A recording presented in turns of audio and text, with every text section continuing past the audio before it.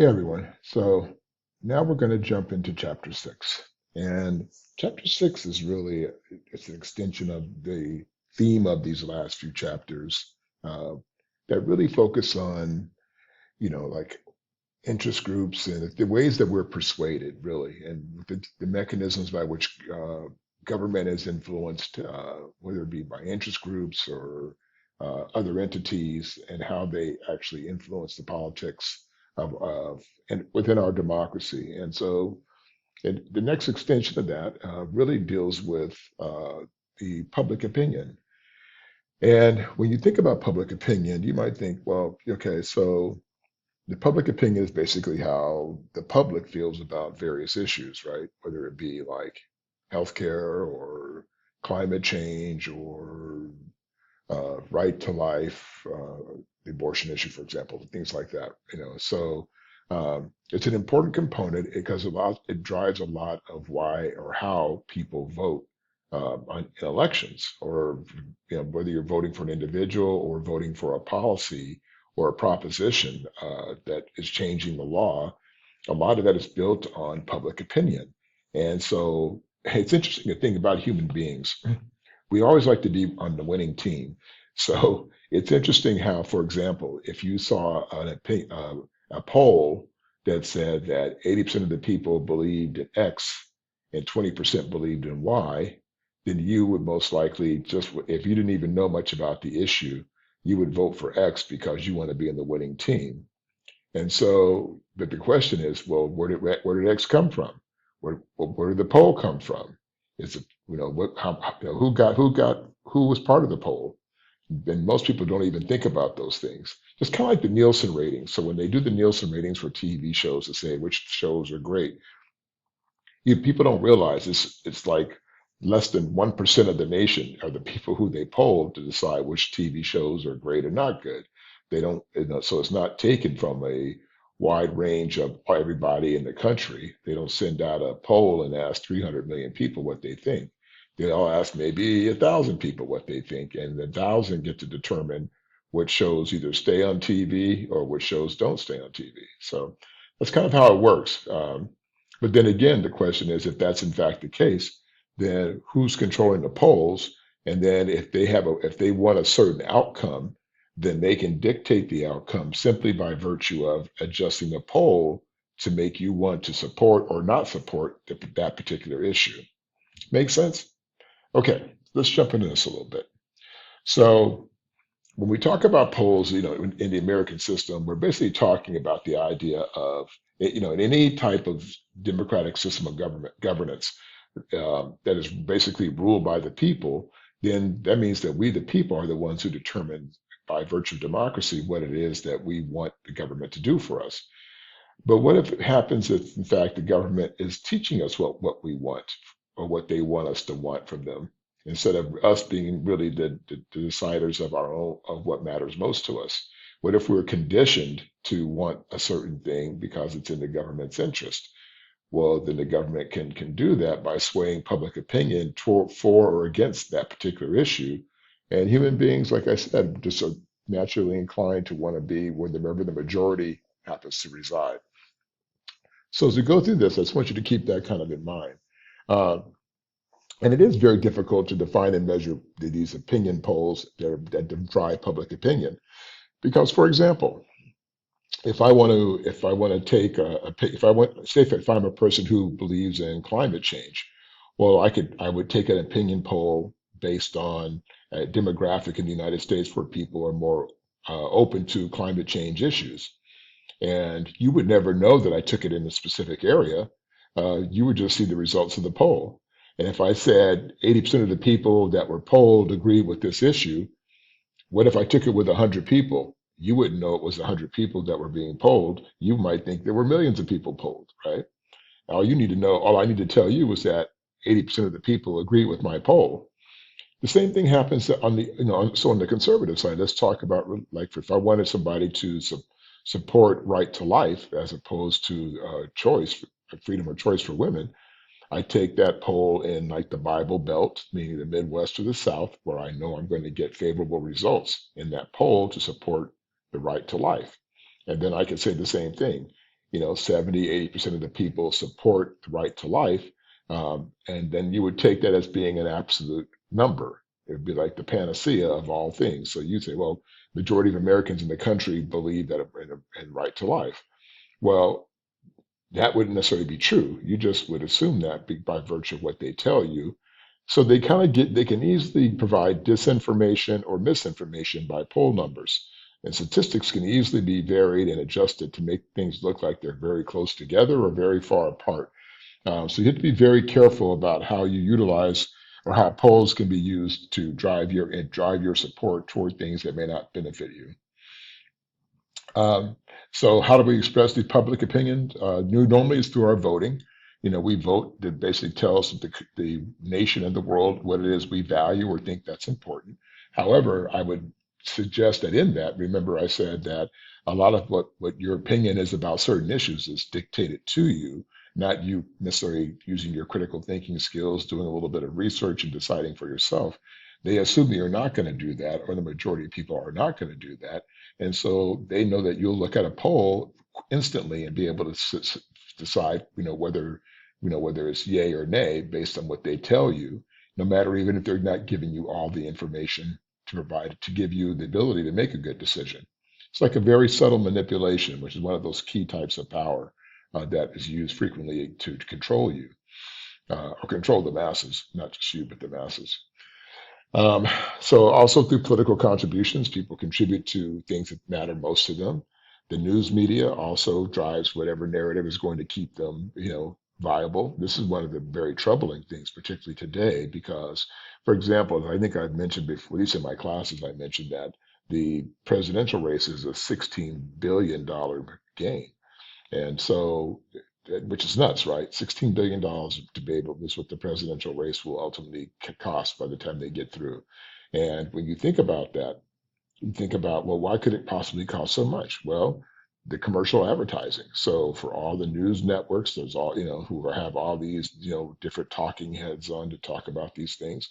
People watch, and then the companies, who either CNN or MSNBC or Fox News, make money on the commercials. So it's like the tail wags the dog. They keep feeding each other so that they can make a lot of money by dramatizing the election and getting you to perceive candidate A or candidate B in a certain way.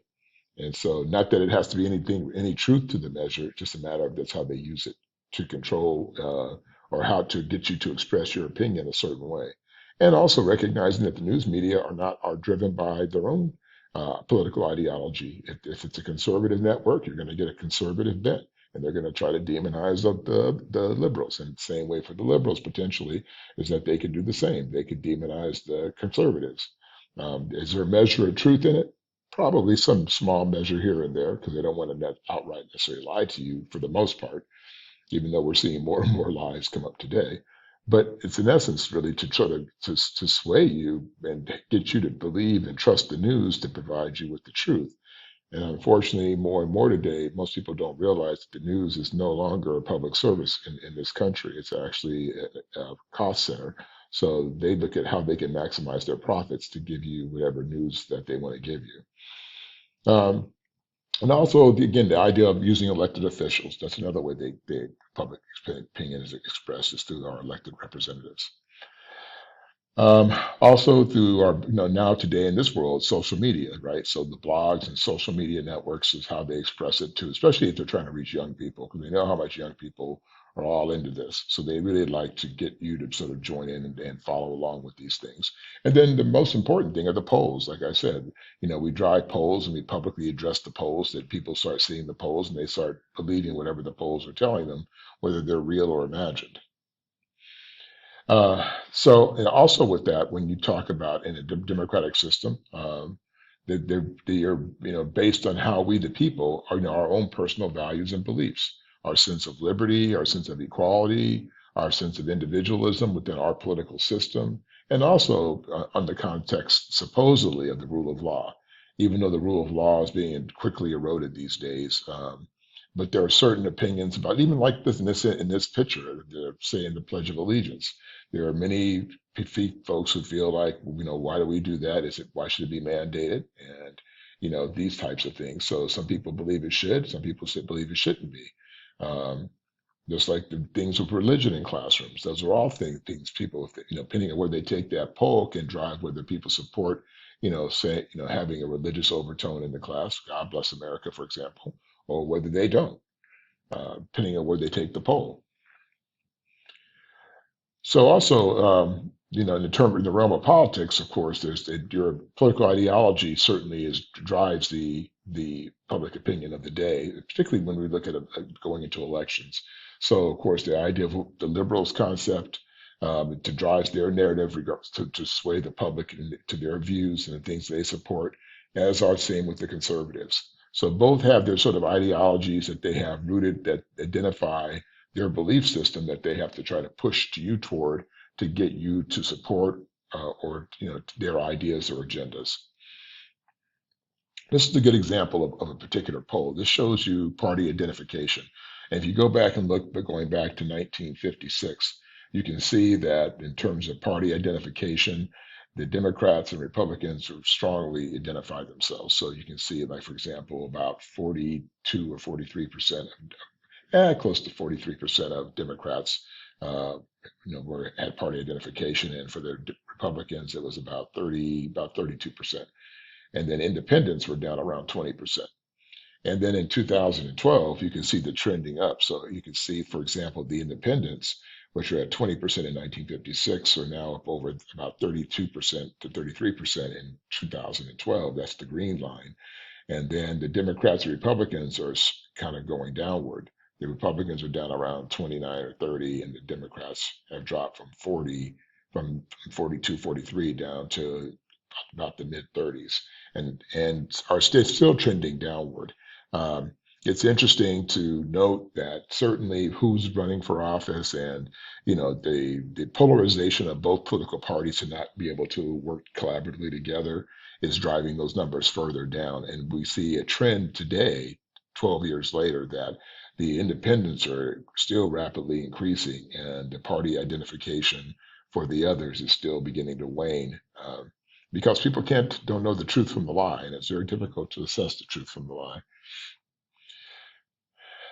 Again, so we mentioned the idea of political orientation being the factor. Again, whether you're liberal or conservative drives how and here's an interesting note to this. So if you're trying to decide what political party you want to be a part of, whether you want to be a Democrat or Republican, meaning Democrat meaning liberal or Republican being conservative, or an independent, which I think I base that as being like a free thinking individual.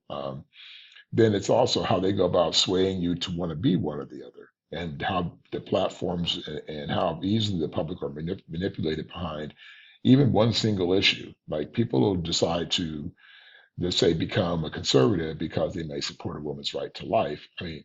Support the fetus right to life, but they may also support climate change and gun control laws and everything else. Well, but they'll take that one thing and then run with it and think that makes them wholly a conservative. And I would argue that no one is wholly anything really. Most people are somewhere in the middle on most issues. You might support economic, viability, which is more of a middle to conservative issue, and you might support gun control, which is more of a liberal issue. Well, what does that make you?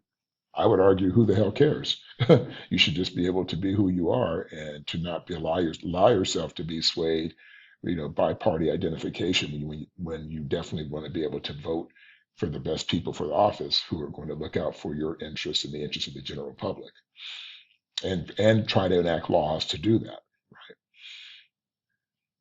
This is another example.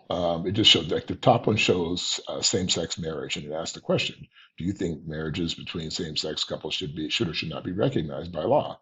And so you can see in 1996, should be valid was about 68%, and then now it's down around 43%.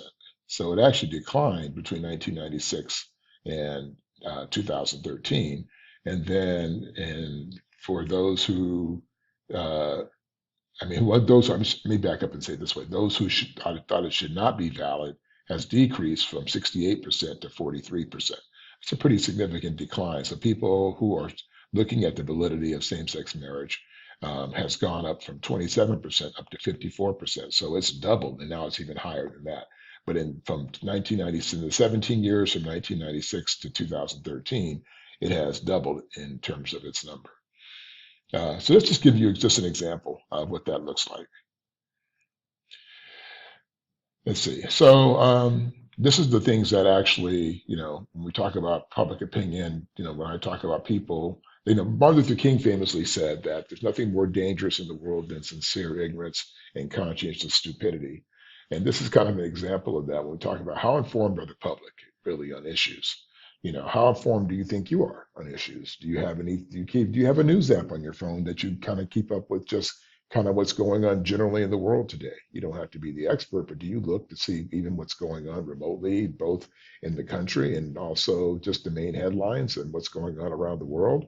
Or do you have your head stuck in the sand and you don't pay attention at all? Uh, and that brings up a very interesting question, which I really liked that came out of here, which is the public really capable of working in a democratic system? Ironically, I would argue that's a real difficult question to answer because most people tend to prefer authoritarian leaders.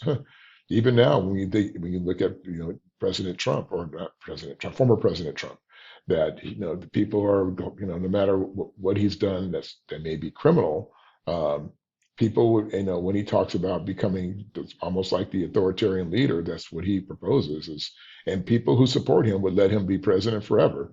Um, and that's even, I would argue, probably resides in the Democrat side too, not so much with Kamala, but if you go back and look at John Kennedy, he was so popular in the early 1960s that they probably would have wanted him to be president for life as well.